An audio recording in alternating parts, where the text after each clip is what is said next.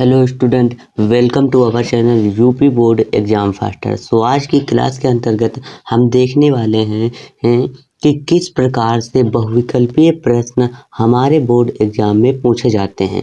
जैसा कि शुक्ल और शुक्लोत्तर युग से 5 नंबर के प्रश्न जो हैं वो पूछे जाते हैं बोर्ड एग्जाम में। हिंदी गद्य साहित्य का इतिहास को हम इस सेशन के अंतर्गत कवर करने वाले हैं। जैसा कि हिंदी गद्य साहित्य के इतिहास से 5 अंकों के प्रश्न और हिंदी पद्य साहित्य के इतिहास से भी 5 नंबर के प्रश्न पूछे जाते हैं। हिंदी गद्य साहित्य के इतिहास में हमें शुक्ल और शुक्लोत्तर युग को पढ़ना है। तो इस शुक्ल और शुक्लोत्तर युग से कहाँ से प्रश्न बनते हैं वो इस वीडियो में देखने वाले हैं। जैसा कि आज हम अपनी हिंदी का शुभारंभ करने जा रहे हैं, तो आज से लेकर के हम हिंदी की संपूर्ण तैयारी कराने वाले हैं इसी चैनल पर। तो अभी तक आपने हमारे चैनल को सब्सक्राइब नहीं किया है तो चैनल को सब्सक्राइब और वीडियो को लाइक कर दीजिएगा। आइए हम हिंदी की शुरुआत शुरू करते हैं। तो हिंदी की शुरुआत में करने से पहले हमें यह पता होना चाहिए कि हमारे बोर्ड एग्जाम में जो गद्य साहित्य और पद्य साहित्य के इतिहास से संबंधित क्वेश्चन जो पूछे जाते हैं वो 5 क्वेश्चन पूछे जाते हैं। और हिंदी गद्य साहित्य के इतिहास में शुक्ल और शुक्लोत्तर युग सिलेबस के अकॉर्डिंग हमें पढ़ना है। जैसे कि पिछले वीडियो में हमने बात कर चुके थे कि सिलेबस क्या है हिंदी का, तो डिस्क्रिप्शन में आपको लिंक मिल जाएगी उस वीडियो को, उसको देख लीजिएगा ताकि आपको सही सिलेबस की जानकारी हो, तभी आप अपने बोर्ड एग्जाम में 95 प्लस स्कोर कर सकते हैं। तो बहुविकल्पीय प्रश्न पाँच बहुविकल्पीय प्रश्न आते हैं जो कि 5 नंबर के प्रश्न होंगे, 5 अंक के प्रश्न होंगे। शुक्ल और शुक्लोत्तर युग के अंतर्गत पढ़ना है। गद्य साहित्य के इतिहास के अंतर्गत शुक्ल और शुक्लोत्तर युग को ही पढ़ना है।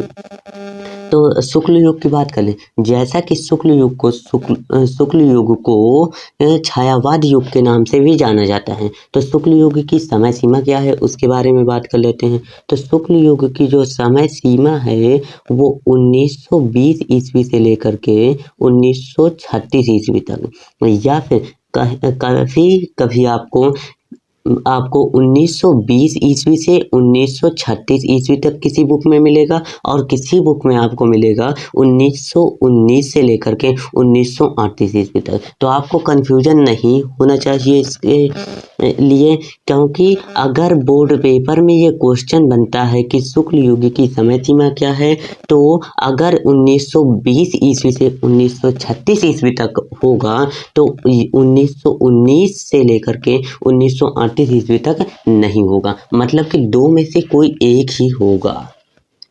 तो शुक्ल युग की समय सीमा 1920 ईस्वी से 1936 ईस्वी तक, या फिर 1919 से लेकर के 1938 ईस्वी तक ही मानी जाती है। शुक्ल युग को अन्य किस नाम से जाना जाता है ये भी क्वेश्चन बन जाता है। जैसा कि 2024 में ये क्वेश्चन पूछा भी गया है कि शुक्ल युग को अन्य किन नामों से जाना जाता है।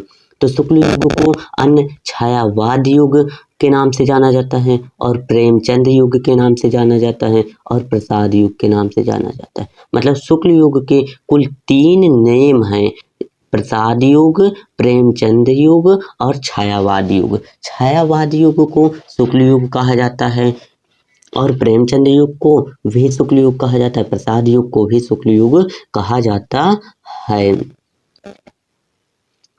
चौथे स्लाइड की ओर बढ़ते हैं। मुख्य लेखक, मतलब शुक्ल युग के कौन कौन से लेखक हैं उनके बारे में अब इस स्लाइड पर बात करने वाले हैं। तो शुक्ल युग के जो लेखक हैं वो पहले लेखक है आचार्य रामचंद्र शुक्ल। शुक्ल युग के प्रसिद्ध लेखक जो हैं वो आचार्य रामचंद्र शुक्ल हैं। अब यहाँ पर हम देखने वाले हैं कि आचार्य रामचंद्र शुक्ल की कौन सी रचनाएं हैं। तो आचार्य रामचंद्र शुक्ल की रचनाएं हैं रसमीमांसा। रसमीमांसा जो है वो आलोचना विधा की रचना है। रसमीमांसा आलोचना विधा की रचना है। और दूसरा जो दिया गया है त्रिवेणी। त्रिवेणी जो है वो आलोचना विधा की रचना है। चिंतामणि एक निबंध संग्रह है आचार्य रामचंद्र शुक्ल का।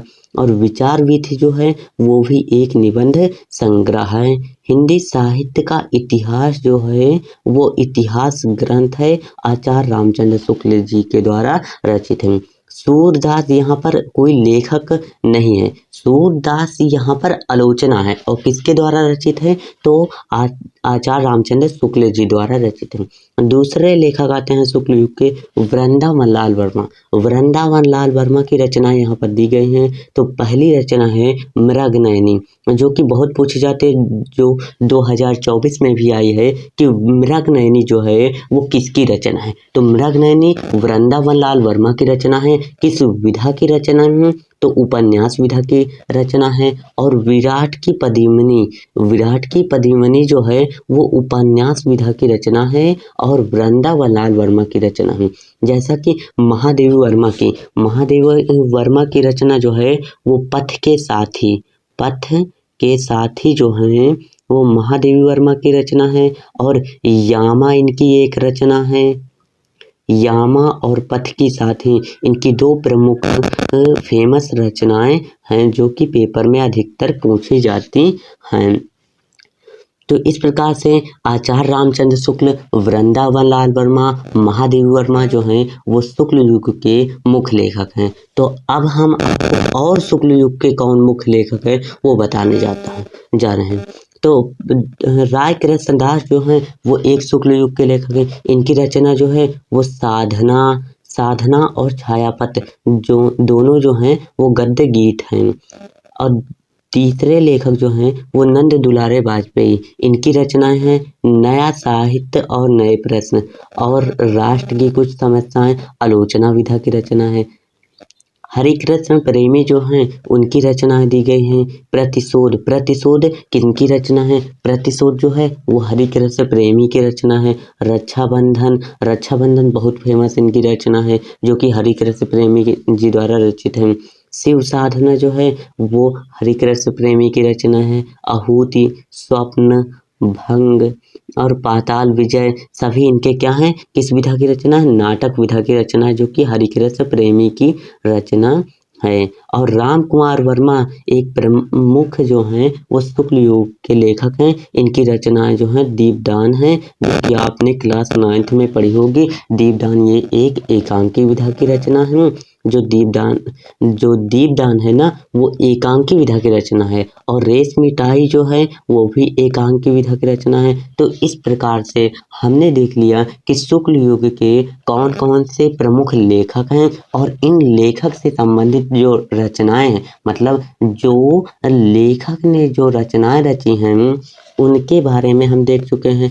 अब हम देखेंगे कि शुक्ल युग के कौन कौन से प्रमुख पत्रिकाएं हैं। तो शुक्ल युग की पत्रिकाएं जो हैं वो कुछ इस प्रकार से हैं। शुक्ल युग की पत्रिका पहली है नागरी प्रचीणी पत्रिका, जिसके लेखक श्याम सुंदर दास जी हैं। और हंस पत्रिका के संपादक मुंशी प्रेमचंद। यहाँ पर जो लेखक के नाम आते हैं जैसे श्याम सुंदर दास और मुंशी प्रेमचंद, गुलाब राय और माखनलाल चतुर्वेदी, ये सभी लेखक भी शुक्ल युग के लेखक हैं। और साहित्य संदेह पत्रिका के संपादक जो हैं वो बाबू गुलाब राय हैं। कर्मवीर पत्रिका के संपादक माखनलाल चतुर्वेदी हैं।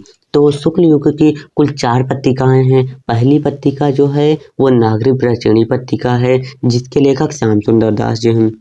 दूसरी पत्रिका जो है वो हंस पत्रिका है जिसके लेखक मुंशी प्रेमचंद जी हैं। और तीसरी जो है वो साहित्य संदेह पत्रिका है जिसके लेखक बाबू गुलाब राय हैं। और चौथी पत्रिका जो है वो कर्मवीर पत्रिका के लेखक जो हैं वो माखनलाल चतुर्वेदी। कर्मवीर पत्रिका के संपादक जो हैं वो माखनलाल। पत्रिका का मतलब होता है कि एक लिखी गई रचना। तो जैसे कर्मवीर पत्रिका है तो कर्मवीर पत्रिका जो है वो माखनलाल चतुर्वेदी की पत्रिका है और माखनलाल चतुर्वेदी जी ही द्वारा रचित है।